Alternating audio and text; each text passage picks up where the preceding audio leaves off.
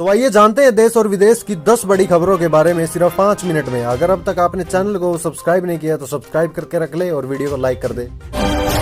आतंकियों का समर्थन कर रही है देश स्तब्ध है, कांग्रेस पर जमकर बरसे मनोज तिवारी।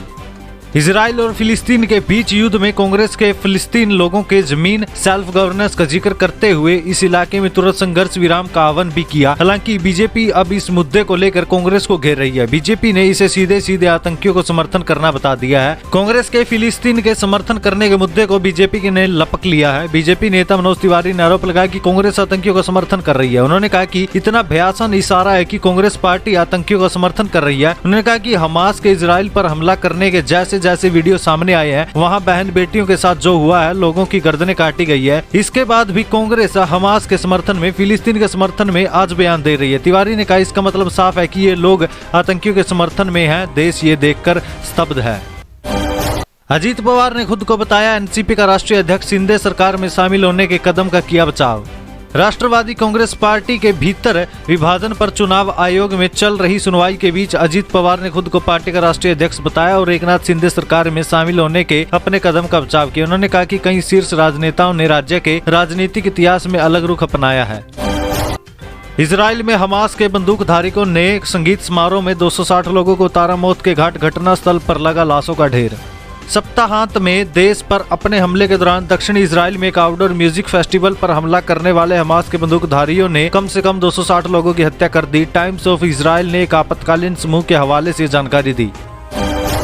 राहुल गांधी से लड़कियों ने पूछा शादी क्यों नहीं की। कांग्रेस सांसद बोले काम में इतना उलझे हैं कि इस बारे में सोच ही नहीं पाया। राहुल गांधी से जयपुर में लड़कियों ने पूछा कि अब तक आपने शादी क्यों नहीं की। इस पर कांग्रेस सांसद ने कहा कि अपने काम और कांग्रेस पार्टी के भीतर इतना बिजी हो गया हूं कि शादी के बारे में सोच ही नहीं सका। स्टूडेंट्स ने राहुल गांधी से यह भी पूछा कि अगर आपको एक दिन के लिए भी देश का प्रधानमंत्री बना दिया जाए तो आप क्या करोगे। हालांकि इस सवाल के जवाब वाला हिस्सा वीडियो में नहीं दिया गया। राहुल पिछले दिनों जयपुर स्थित महारानी कॉलेज गए थे। यहाँ कॉलेज छात्राओं ने उनसे पसंदीदा खाने से लेकर फेवरेट प्लेस तक के कई सवाल भी किए। राहुल गांधी के 13 मिनट का ये वीडियो उनके यूट्यूब चैनल में भी अपलोड किया गया है। राहुल गांधी बोले मध्य प्रदेश बीजेपी आरएसएस की लैबोरेटरी शहडोल में, कहा यहां मरे लोगों का इलाज होता है। भाजपा नेता आदिवासियों पर पेशाब करते हैं। कांग्रेस नेता राहुल गांधी ने मंगलवार को शहडोल के ब्योहरी में कहा मध्य प्रदेश बीजेपी आरएसएस की लैबोरेटरी है, मरे हुए लोगों का इलाज होता है। यहाँ बीजेपी के नेता आदिवासियों पर पेशाब करते हैं। जो जानवरों को भी नहीं खिलाया जाता वो सड़ा हुआ अनाज आपको देते हैं।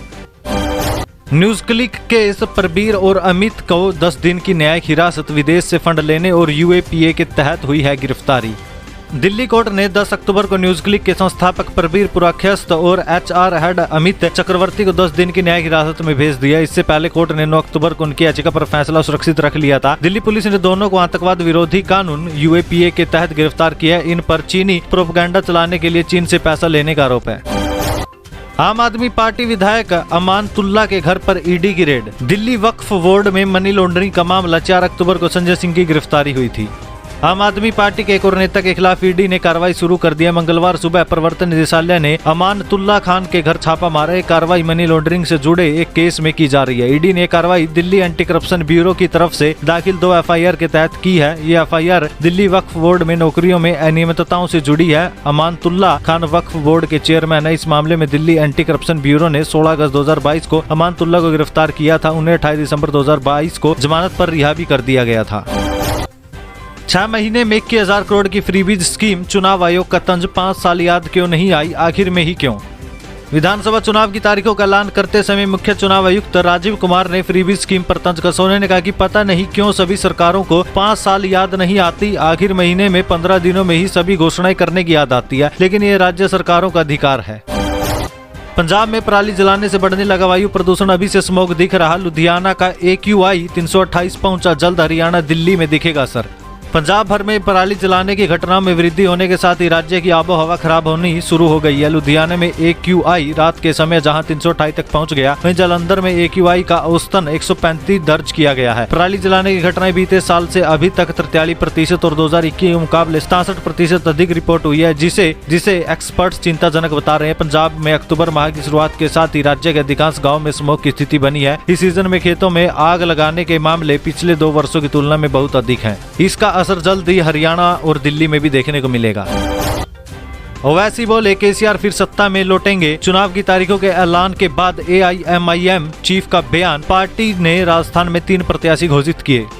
देश के 5 राज्यों में अगले महीने विधानसभा चुनाव होने। चुनाव आयोग ने मतदान और रिजल्ट की तारीखों का ऐलान कर दिया। तारीखों की घोषणा के बाद AIMIM प्रमुख असाउद्दीन ओवैसी ने प्रेस कॉन्फ्रेंस में बताया है कि उन्होंने राजस्थान में अपने 3 उम्मीदवार मैदान में उतारे हैं। जल्द ही तेलंगाना में भी उम्मीदवारों की घोषणा की जाएगी। ओवैसी ने कहा है कि AIMIM इन चुनावों के लिए पूरी तरह से तैयार है। ओवैसी ने उम्मीद जताई है कि उनके काम और हमेशा लोगों के लिए मौजूद रहने के उनके व्यवहार के चलते जनता उनकी पार्टी का समर्थन करेगी। खासतौर से तेलंगाना में लोग उन्हें समर्थन देंगे। इसके अलावा ओवैसी ने यह भी कहा कि उम्मीद है कि तेलंगाना में मुख्यमंत्री के चंद्रशेखर राव एक बार फिर सत्ता में आएंगे।